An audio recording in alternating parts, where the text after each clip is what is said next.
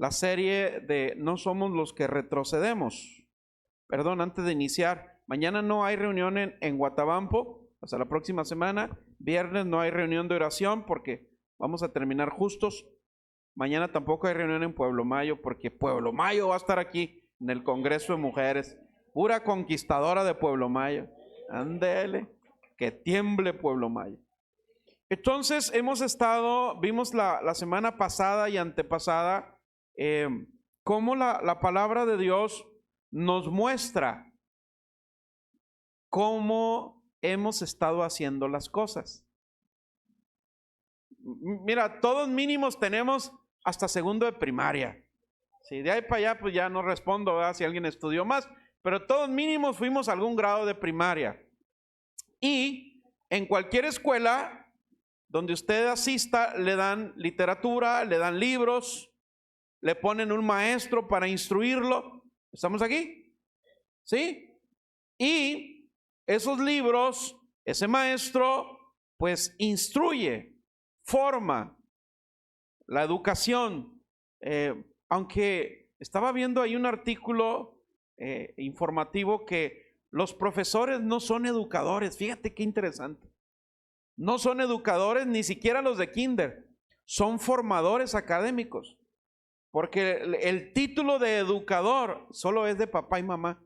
Wow, me impactó, Me impactó porque, pues bueno, yo no soy tan de muy allá ni de muy acá, ¿no? Pero yo me acuerdo que en mis días de infancia, en los pueblos y en las ciudades eran muy respetados los maestros y los sacerdotes. Eran muy respetados.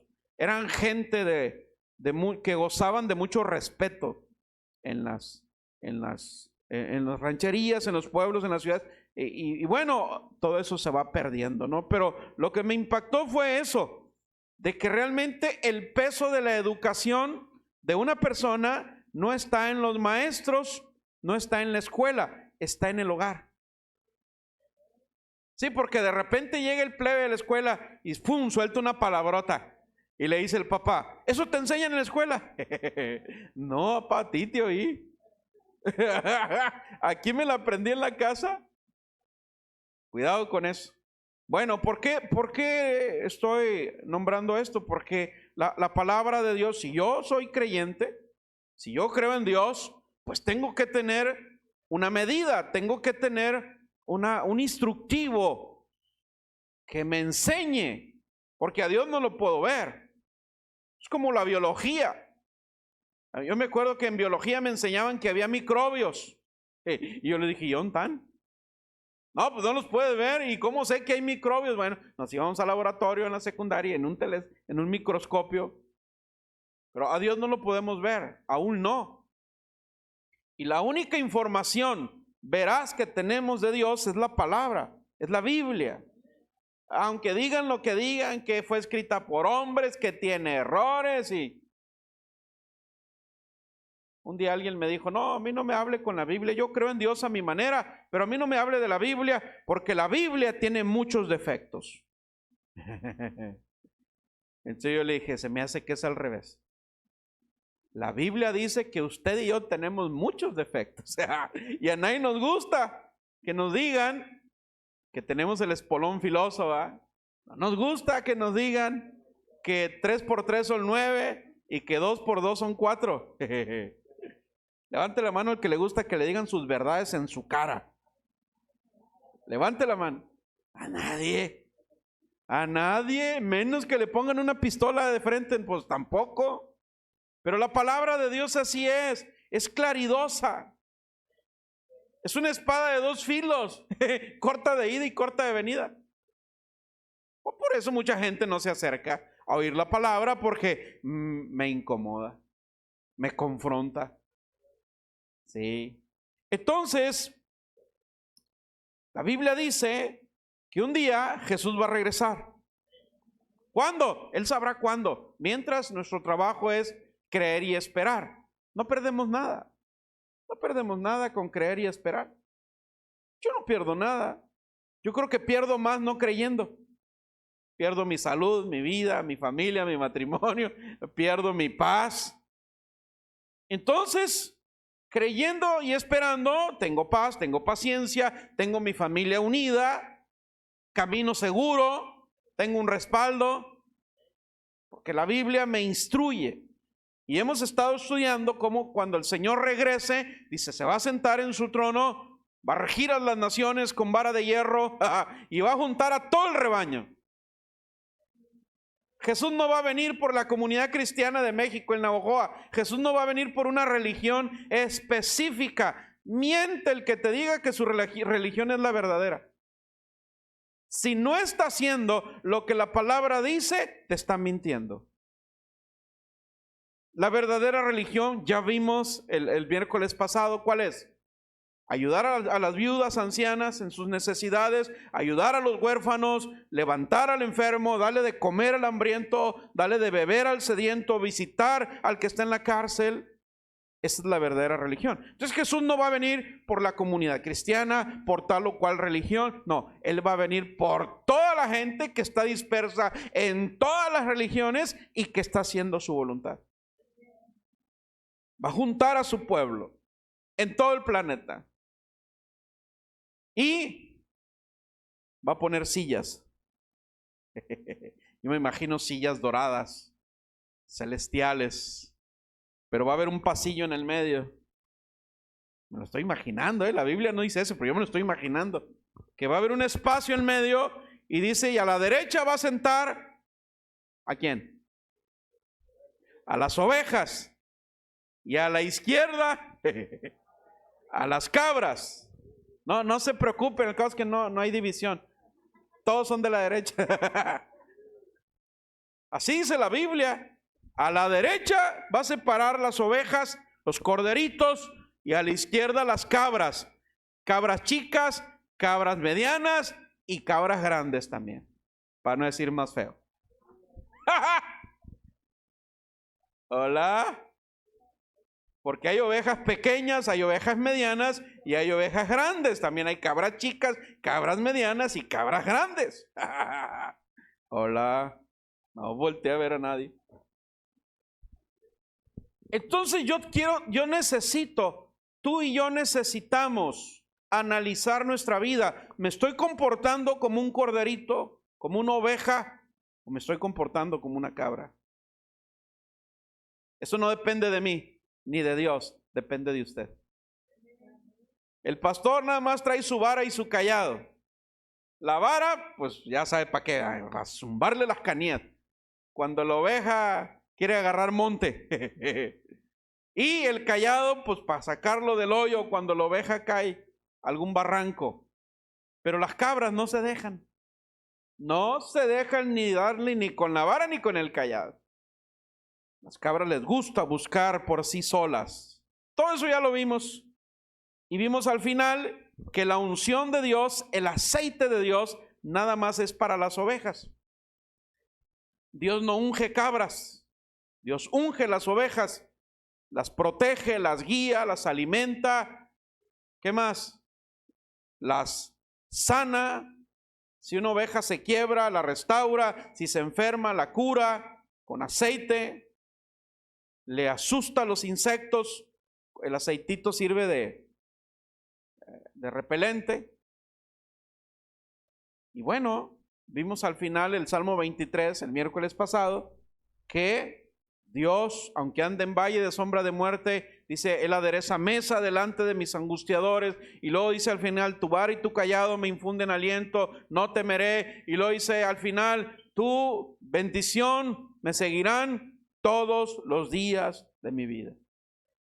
Eso no es para las cabras. Eso es para las ovejas. David, el que escribió ese salmo, tenía un pensamiento, una mentalidad, una actitud de oveja. Y cuando era necesario, pues de guerrero.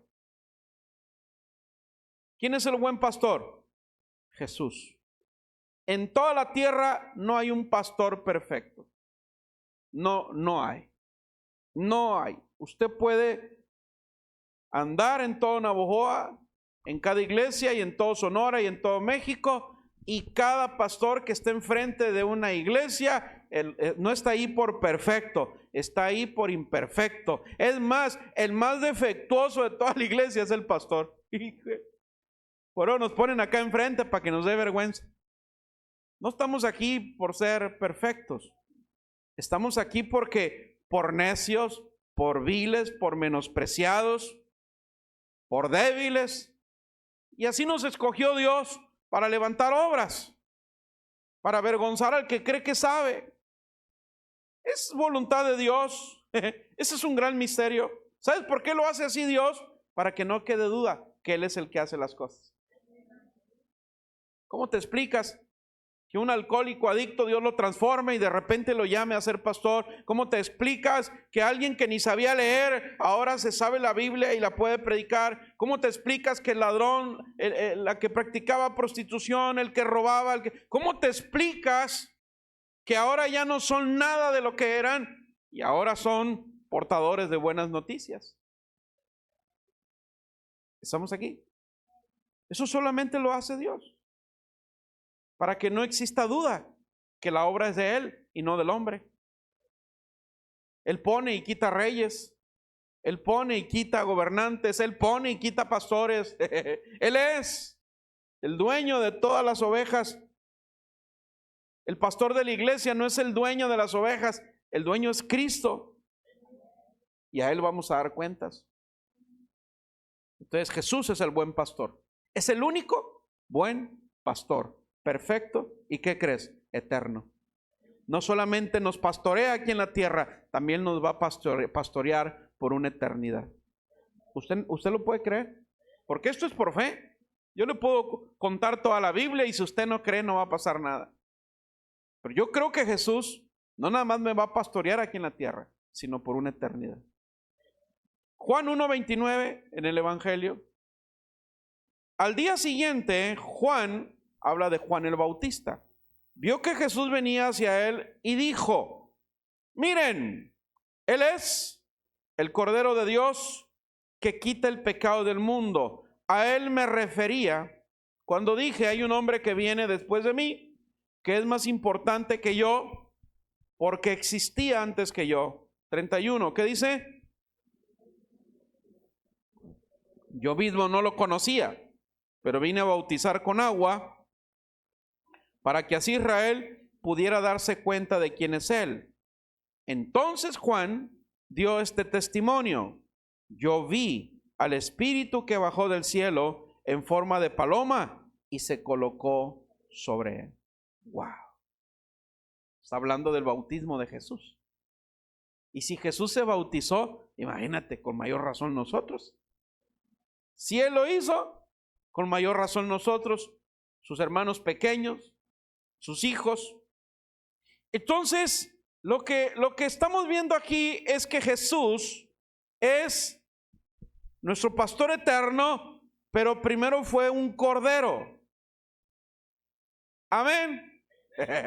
Jesús, cordero y pastor al mismo tiempo. Así como es sacrificio y sacerdote al mismo tiempo. Antes se acostumbraba que el sumo sacerdote, el pueblo llevaba ofrendas de paz. Eso fue en los tiempos antiguos. Llevaban chivitos, llevaban borreguitos, palomas, pichones, ¿qué más llevaba? ¿Qué más animales hablaba la Biblia? Esos son los que me acuerdo. Y lo llevaban al altar del sacrificio y ahí los sacrificaban y los quemaban. Se llamaba holocausto.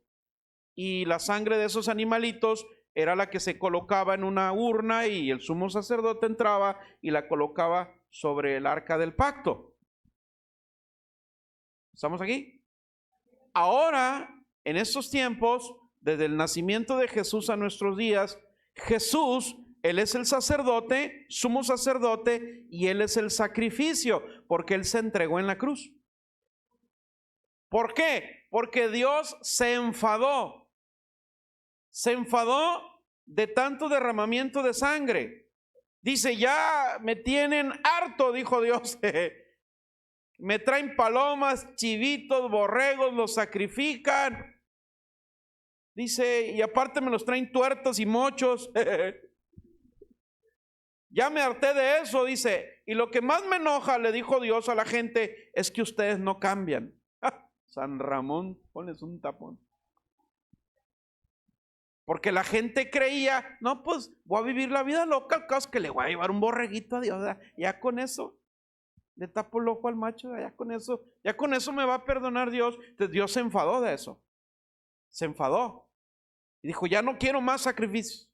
Envió a Jesús, su hijo, como el único y más grande sacrificio que cubre cualquier pecado. Bueno, hay uno que no cubre, ¿verdad? La blasfemia contra el Espíritu Santo, pero Jesús, el máximo sacrificio, su sangre nos limpia y nos lava de todo pecado y de toda maldad. Por eso Jesús es el sumo sacerdote y es el sacrificio. También es el cordero, pero también es el pastor. Ahora, Jesús, desde que nació, fue instruido, como todo niño judío, por José y María. Fue instruido en las Escrituras. Desde muy pequeño le enseñaron obediencia.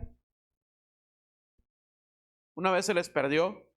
Tenía 12 años Jesús de edad. Se les perdió 3 días. Imagínate. Lo buscaron a ver si estaba jugando play, si andaba en el cine. Lo buscaron en esquina, en el abarrote. No lo hallaban en ningún lado. 3 días buscándolo.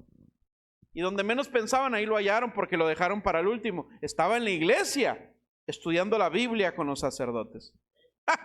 Pues un plebe de 12 años. O sea, ¿cuándo vas a pensar que lo vas a encontrar en la iglesia? Eso es como que no encaja, ¿verdad? Pero bueno, ahí lo encontraron y le dijo, ¿por qué me buscas, mujer? ¿Qué no sabes que en los negocios de mi padre me es necesario estar? Allá, bonchil, plebe de 12 años, dirá. A mí me dice eso mi hijo de 12 años y le compro un carro de la agencia. Lo bueno que ya no tienen 12, ya crecieron. Nunca me lo dijeron. Entonces quiso enseñarle a la mamá lo que tenía que hacer el hijo. Mijito, sean peras o manzanas, apenas tienes 12 años, dependes de nosotros, vámonos para la casa. No dice ahí, pero le han de haber dado su pela. Le han de haber dado unas buenas cuerizas. Entonces Jesús aprendió obediencia a sus padres. Dice la Biblia que no nada más creció en estatura, también creció en sabiduría y en gracia, para con papá Dios y para con sus semejantes. Amén. Entonces Jesús caminó en instrucción desde muy joven. A los 30 años él fue y cumplió con el mandamiento del bautismo en agua. Amén. Levanten la mano los que están bautizados en agua. Gloria a Dios. Pues nos vamos a bautizar antes que haga más frío. Sí. El puro 1 de enero ahí en Guatabampito me tocó bautizar una familia que venía de ¿dónde hace mucho frío? En Agua Prieta o en hay un lugar donde hace mucho frío aquí en Sonora. ¿Naco? Cananea, venían de Cananea. Unos hermanos, una familia o sea, venían de visita un diciembre, fin de año, y me pidieron que los bautizara. Yo dije, a lo mejor por allá en marzo, que entre la primavera. No, me dijeron ya. Un domingo 5 de enero a las 7 de la mañana, ahí estamos en Guatabampito con el agua a la cintura. Yo en chamarrao y en short, y ellos casi bichis, mira, porque pues allá hace mucho frío. Ellos campantes y yo lila. Pero los bauticé en el nombre de Jesús. ¿Cuántos se quieren bautizar? El 5 de enero. Bueno, Jesús cumplió el mandamiento del bautismo en agua, pero ojo con eso. Mire, va a salir rejuvenecido. ¿Cuáles arrugas? Estirado va a salir del agua helada. Ahora, pon atención aquí. Cuando Jesús se bautizó, hasta ese momento, antes de ese momento, no había sido ungido por Dios. El Espíritu Santo no había venido sobre él. Fue ahí, al final del bautismo. Había concluido la etapa de instrucción, pero su ministerio apenas comenzaba. Y es aquí donde la unción viene sobre él, porque cuando salió del agua, después de bautizarse, el cielo se abrió. Tú ya conoces la historia, la voz del Padre que dijo: este es mi Hijo amado, en el cual estoy complacido. Y dice que el Espíritu Santo, en forma corporal de paloma, literal, vino y se postró, se posó sobre él. Wow. Eso no es normal. ¿A quién se le ha parado una paloma encima? Una paloma real. ¿Verdad que a nadie? Una vez yo iba caminando con un buen amigo mío de la infancia. Íbamos platicando y de repente se le paró una paloma blanca en el hombro. ¡Wow! Y la asustaba y se iba y venía. Ven nomás. Algo tenía Dios para él. Y sí, yo no entendía muchas cosas. Yo todavía no era cristiano, era cristino. No era hermano, era primo. No entendía muchas cosas, pero después de ese evento, no recuerdo si pasaron meses o años, él en una operación, mala operación, pues estuvo muerto clínicamente como 30, 40 minutos. Se despertó en la morgue antes de que le hicieran la autopsia, ya tenía su expediente médico, su papá ya había comprado la caja. Ahí les platico el mitote, pero en ese tiempo que estuvo muerto, él tuvo una experiencia muy tremenda allá arriba. Sabes que no lo he podido localizar, lo quiero invitar a dar testimonio. Pero fue algo tremendo, tremendo. Bueno, dice que se bautizó, el Espíritu Santo en forma de paloma vino sobre él. Dios dijo: este es mi Hijo amado, en él estoy complacido. Y lo dice, inmediatamente el Espíritu Santo lo llevó al desierto. Amén.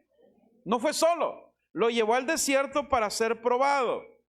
Y después de la prueba, que ya todos conocemos, Jesús comenzó a predicar el evangelio. Antes de eso, ni había predicado, ni había hecho ningún milagro. Porque luego te van a enseñar películas donde el niño Jesús agarra un pajarito muerto y lo reviven. Es decir, eso no viene en la Biblia. Yo creo que el que hizo la película tiene la edad esa, pues lo vio, pero en la Biblia no viene. Entonces, después de la prueba, él comienza a predicar. Y la primera predicación que dio en una iglesia, Jesús, en una sinagoga, fue una profecía de Isaías, donde dice: por cuanto Dios me ha ungido con el Espíritu Santo para dar buenas nuevas a los pobres, para dar libertad a los cautivos, para sanar a los enfermos, a los oprimidos por el diablo. Y leyó esa escritura, cerró el rollo y les dijo: hoy se ha cumplido delante de ustedes esta profecía. Jesús fue su primer sermón. Hoy se ha cumplido delante de ustedes esta profecía de 800 años antes. Pero te voy a decir algo, la gente no le aplaudió a Jesús. Lo empezó a criticar. ¿Cómo blasfemo, hijo de José el carpintero, cómo se atreve a decir que él es el Mesías? ¿Cómo se atreve a decir que es el Salvador? Y lo empezaron a criticar.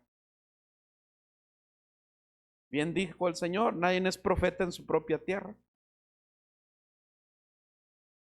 Cuando te convertiste en cristiano, ¿dónde fue donde menos te creyeron?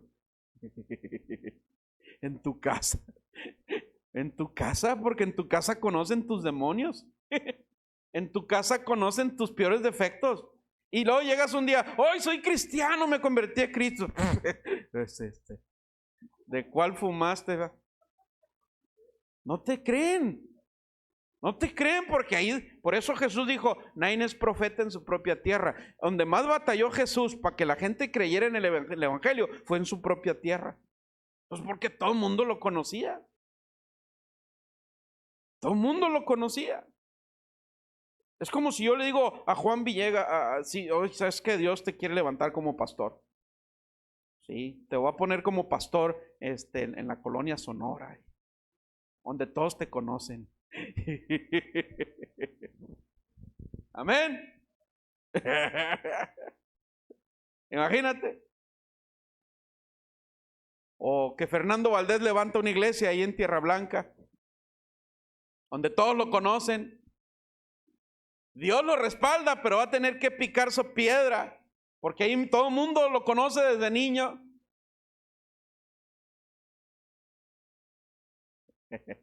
Antes Tierra Blanca era Tierra Dorada, pero pues, mi compa Fer se la acabó.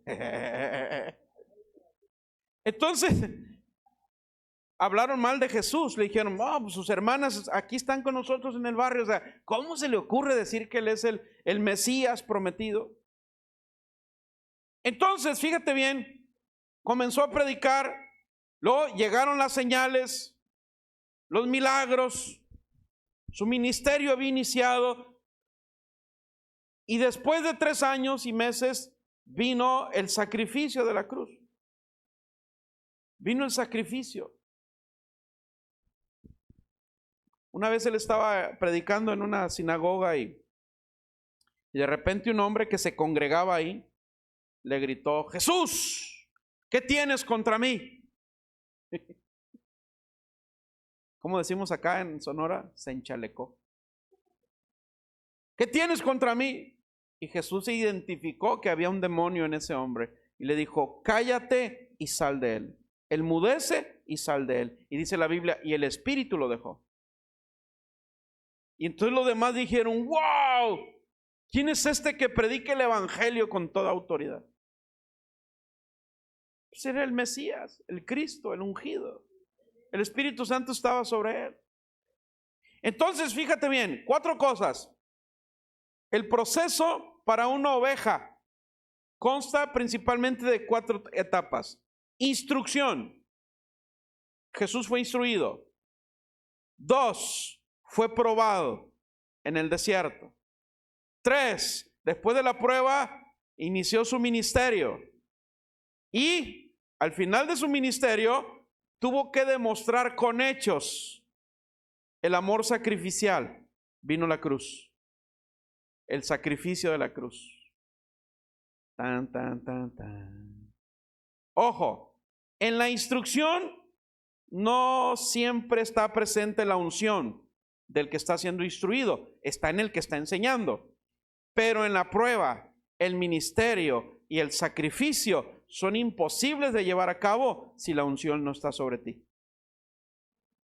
Si el aceite de Papá Dios no está sobre ti, no vas a soportar la prueba, vas a rechazar el ministerio o mucho menos vas a querer ir a un sacrificio.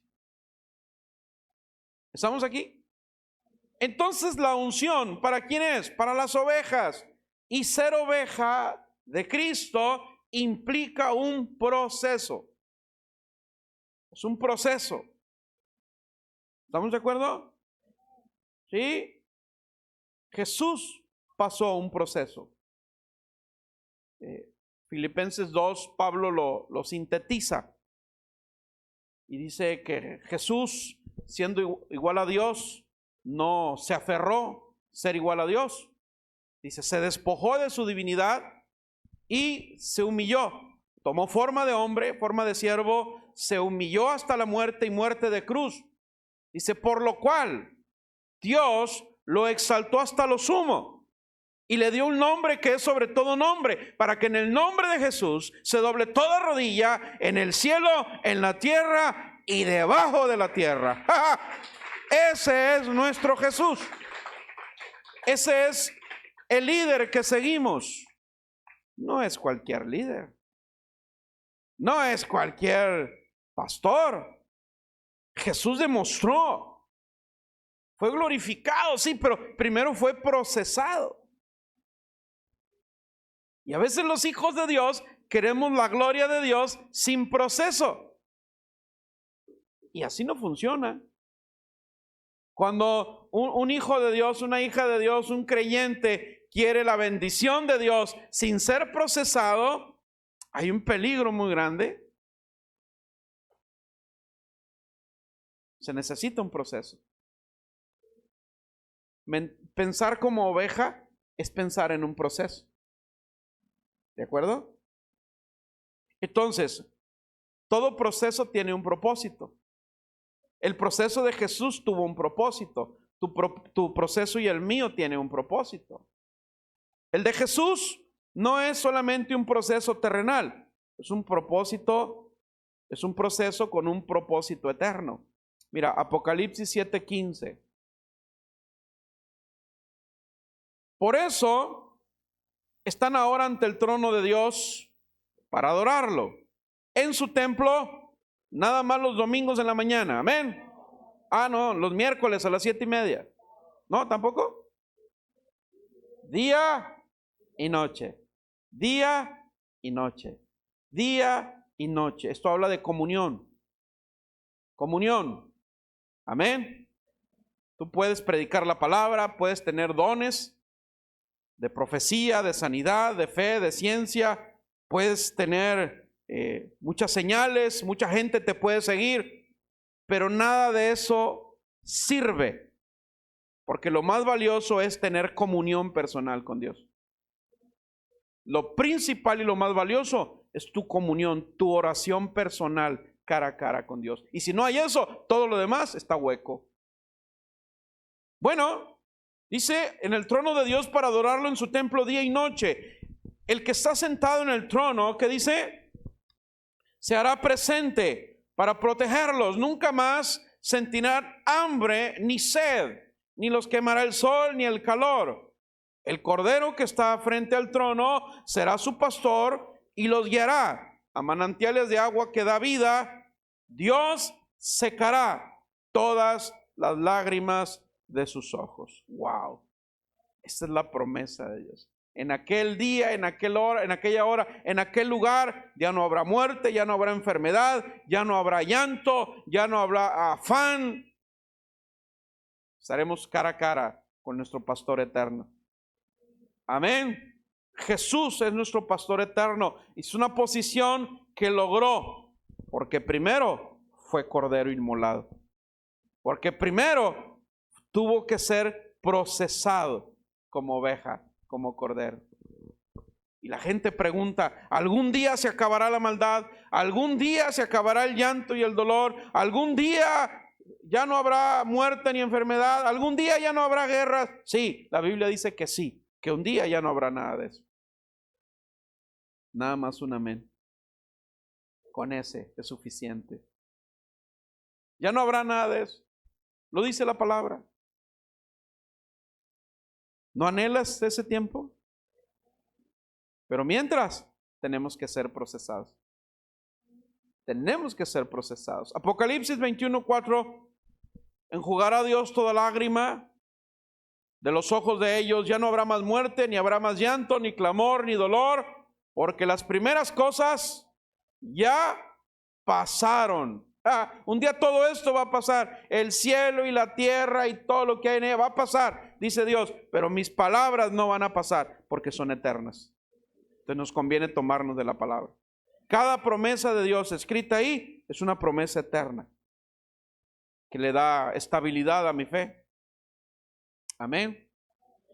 ¿Cómo va a ser posible? Otra vez, Apocalipsis 7:17. Ya no tendrán hambre ni sed. El sol no caerá más sobre ellos ni calor alguno, porque el cordero que está en medio del trono, lo leímos ahorita, dice, los pastoreará y los guiará a fuentes de aguas vivas, y Dios enjugará toda lágrima en los ojos de ellos. Entonces dice, el cordero que está en medio del trono los pastoreará. Esto no habla o no se limita solamente a lo terrenal. Esta visión y esta promesa es para después de lo terrenal. Amén. Entonces, en Jesucristo está el poder de convertir nuestra existencia terrenal en algo, en una vida plena. Y no nada más aquí, también por la eternidad seremos protegidos, sustentados con todo tipo de bendiciones. Pero necesitamos creerlo. Y después de creerlo necesitamos perseverar. ¿Qué es perseverar? Ser pacientes haciendo lo que Dios me está pidiendo. Entonces, hay muchas formas como la Biblia describe a Jesús. Ahorita estamos viendo la forma de pastor, la forma de cordero, el proceso que lo convirtió en pastor eterno. La Biblia dice, ahorita lo leímos en Juan 1:29, fue lo primero que leímos. Cuando Juan el Bautista lo vio, ¿qué dijo? He aquí el Cordero de Dios que quita el pecado del mundo. Entonces Jesús es el Cordero que descendió del cielo y que vino al mundo. Dios hecho carne. ¿Quién es Jesús? Dios que ha venido en carne a la tierra. Muchas personas iban con Juan el Bautista esperando escuchar palabras de consuelo a su triste situación, pero ahí por primera vez oyeron las palabras que iban a solucionar todos los problemas espirituales del hombre a través de la fe. Cuando Juan el Bautista dijo: este es el Cordero de Dios, la gente entendió que era el Salvador, el Mesías prometido.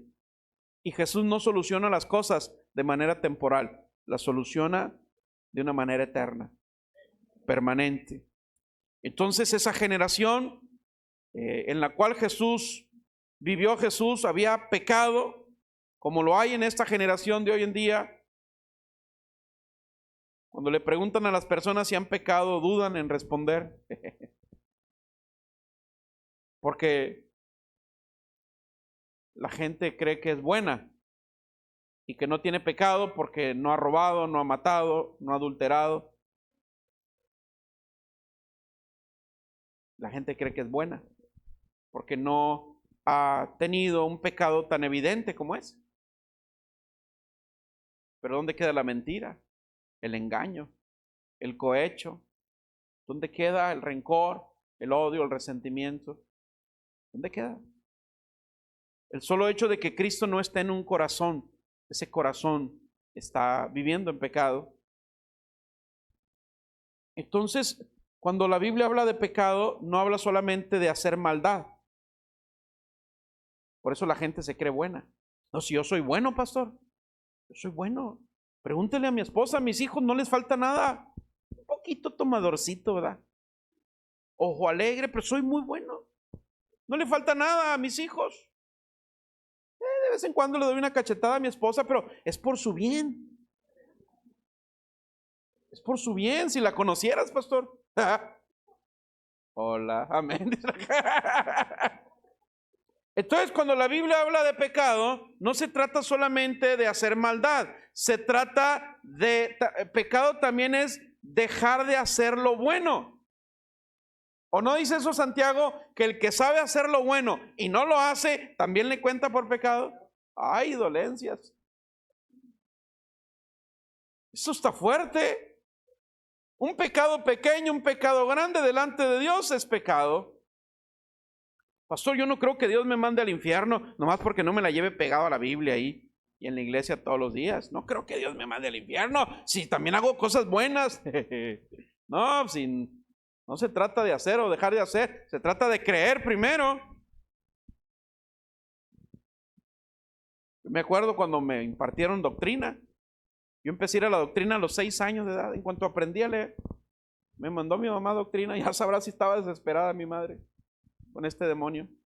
A los 6 años ya me iban a quitar el último pañal. Ándale, vamos a la doctrina. Oye, pero ándele. Y a los 6 años me empezaron a hablar de que Jesucristo había muerto por mi culpa. Imagínate un plebe de 6 años que va a entender eso. No, pues me vine paniqueado. Que no le digan a mi mamá porque me va a sonar. Alguien murió por mi culpa. Dije, oh, me va a sonar mi mamá.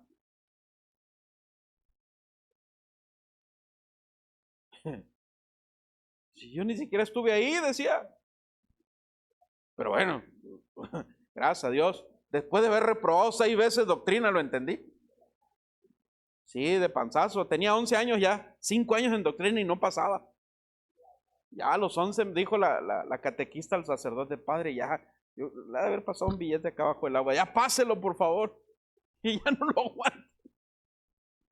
Pero bueno, aquí está el demonio convertido. Entonces, era real. Ella no estaba equivocada. Jesús murió por mi causa. Él vino a pagar mi pecado, lo que yo tenía que pagar. Pase la alabanza, por favor. Entonces, necesitamos entender muchas cosas. En el libro de Hechos, Pedro escribió, Hechos 2:36, dice: sepa pues ciertísimamente toda la casa de Israel. Cuando dice Israel se refiere a la iglesia, que a este Jesús, a quien ustedes crucificaron, Dios lo ha hecho Señor y Cristo. sea, Pedro no andaba con rodeos. Le está diciendo a los judíos, ustedes lo crucificaron. ¿Quién crucificó a Jesús? Díganme, ¿quién? ¿Quién lo crucificó? ¿Los romanos? Porque se lavaron las manos. Y los sacerdotes de la iglesia. O sea, la religión de ese tiempo crucificó a Jesús. Hola. Y fue la religión y el gobierno de Roma. Entonces, obviamente, por nuestras culpas, por eso el Cordero de Dios es una expresión, el Cordero inmolado, pues del precio pagado. Y fíjate que nada más 2 veces en el Evangelio se expresan como el Cordero de Dios en cuanto a Jesús. Pero su sacrificio es suficiente para rescatarnos, para meternos al redil. Isaías 53:6 dice, todos nosotros nos descarriamos como ovejas, cada cual se apartó por su camino, mas Jehová cargó con el pecado de todos nosotros. Jehová cargó en él. ¿En quién? En Jesús. El pecado de todos nosotros. ¿Sí? ¿Estamos aquí? Es como Gerardo Valles va con un costal de papas acá encima. Y llego yo y se lo quito y se lo pongo al Rogelio. Tú lo vas a llevar por él. Va a decir Rogelio, ¿qué culpa tengo? Pero fue lo que pasó con Jesús. ¿Sí? El pecado que estaba en nosotros, Dios lo quitó de nosotros y lo puso en Jesús. Ahí viene el refrán, que pagan justos por pecadores. Un hombre de Dios que tenía 2 hijos y sus 2 hijos andaban en rebeldía. Eran adolescentes, un adolescente y un joven. No hallaba cómo meterlos en cintura. Y un día los llamó al cuarto, al adolescente y al joven, y se quitó la camisa el papá y les dio un cinturón a cada uno. Y les dijo, péguenme en la espalda, o donde ustedes quieran. ¿Pero por qué, papá? Pues porque alguien tiene que pagar lo que ustedes hacen. Péguenme. Se hincó, con la espalda desnuda, le dijo a sus 2 hijos, azótenme. Oh, papá, pero ¿cómo te vamos a pegar? Hijos, es que alguien tiene que pagar lo malo que ustedes hacen, alguien lo tiene que pagar y yo lo quiero pagar. Se soltaron llorando, abrazaron a su papá, papá, perdónanos, no lo vamos a volver a hacer. Eso impactó el corazón de los 2 muchachos. Una manera práctica de enseñarles el trabajo que Jesús hizo por la humanidad. Alguien tenía que pagar. Y este hombre Dios le reveló cómo enseñarle a sus hijos, cómo impactar el corazón de sus hijos. Los muchachos lo abrazaron, dijeron, papá, no podemos pegarte, pero sí podemos cambiar. Te prometemos que vamos a hacer lo que tú nos pidas. Ese es el sacrificio de Jesús, que a veces no lo comprendemos. Alguien tenía que pagar. Nosotros podemos gozar de una vida de libertad, de bendición, pero alguien pagó el precio. Alguien pagó el precio. Y mínimo tenemos que ser agradecidos con él. Mínimo. Es como si tú llegas a, no sé, a algún lugar donde te prestaron dinero y llegas tú a abonar la cuenta que la tienes atrasada. Digo, los cristianos no se atrasan, ¿verdad? Pero por si acaso. Entonces llegas tú a abonar y das tu nombre y aparece una deuda ahí de 17,800.5 pesos. Vengo a abonar. Oiga, pero ¿usted es el de la cuenta? Sí, ya está pagada. ¿Pero cómo? Si estoy atrasado, apenas vengo. A ver, deme otra vez el nombre y dirección. Y das tu nombre y dirección. Juan Villegas de Morales. Y aquí, sí, aquí está su nombre, pero ya está pagado. Ya está pagado. Pero como Juan Villegas de Morales es macho bragao, le dice, pues a ver cómo le hace para cobrarme porque es mi deuda. ¿Así le vas a hacer? Deme una copia del recibo de que ya está pagada y pensar, ¿quién la pagó? ¿Quién la pagó? A principios de año fue en febrero, creo que ya lo comenté. Yo tengo un plan de teléfono de hace como 15, 20 años. Es un plan muy barato, pero muy efectivo. Y fui a abonar mi mes y me dijeron, no, me dijo, si ya está pagado. Digo, si no he venido, pues aquí dice que ya está pagado. ¿Cómo se llama usted? Fulano de tal. Sí, aquí está, ya está. Es más, le adelantaron 10 meses. Ve nomás. Y yo le dije, pues a ver, dame una copia. Estaban 10 meses pagados por adelantado del plan telefónico. No he parado de hablar en 10 meses. Nos ponemos de pie. Jesús es el Cordero de Dios que quita el pecado del mundo. Jesucristo es el pastor eterno de las ovejas, pero antes de ser pastor tuvo que ser cordero. Él se constituyó pastor eterno por su sacrificio como Cordero de Dios. Dice Hebreos 13, y el Dios de paz, que resucitó de los muertos a nuestro Señor Jesucristo, el gran pastor de las ovejas, por la sangre del pacto eterno. Lo que Jesús hizo no es de ajugandito, no es temporal, habla de un pacto eterno. Así es que Él es nuestro pastor eterno. Pero si yo quiero la gloria de Jesús, también tengo que pasar el proceso como cordero, como oveja, y comenzar a caminar por donde Él me pide, comenzar a creer, a abrazar sus promesas, a caminar en sus mandamientos. Dijo el Señor, mis mandamientos no son gravosos. Dice, mi carga es fácil, mi yugo es fácil y mi carga es ligera. Y a veces decimos, pastor, qué complicado es eso de la Biblia. No, la Biblia es muy sencilla. Mi mente es complicada. Mi mente es la que se complica las cosas. ¿Por qué? Porque la palabra de Dios viene y choca con lo que me han enseñado desde pequeño. A mí mi mamá me enseñó desde primero de primaria, fíjate bien. Mi mamá me enseñó desde primero de primaria, mi hijo, si le dan en un cachete, regrese 3 golpes más. Por cada uno que le den, regrese 3. Y ahí tienes un gallito japonés. ¡Ey! Y me daban uno y regresaba 3. Y me decía, y si un día llegas con el ojo morado, te voy a emparejar el otro.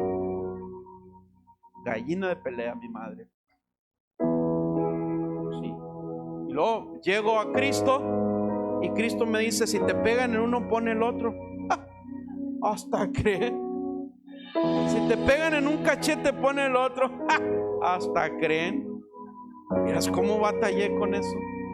Cómo batallé con el formateo. O sea, pero si mi mamá es la que sabe, pues. Si mi mamá es la que sabía y cómo se hacen las cosas y cómo vienen y me dicen que si me pegan en uno tengo que poner el otro. No, pues esto es de otro planeta. ¿Y sabes cómo lo aprendí? Con el ejemplo de otro cristiano. Un cristiano que se me paró un año a un lado, un año, hablándome de la Biblia, del amor de Dios, del perdón de Dios, de pon la otra mejilla, y yo lo tiraba loco. Yo le decía, yo no tomo ni fumo, ni soy noviero, mi esposa fue mi única novia y mi único vicio es el trabajo.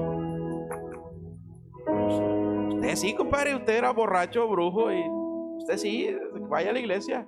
Un año hablándome del amor, del perdón. Y un día, ya lo platiqué muchas veces, pero es algo que impactó mi corazón.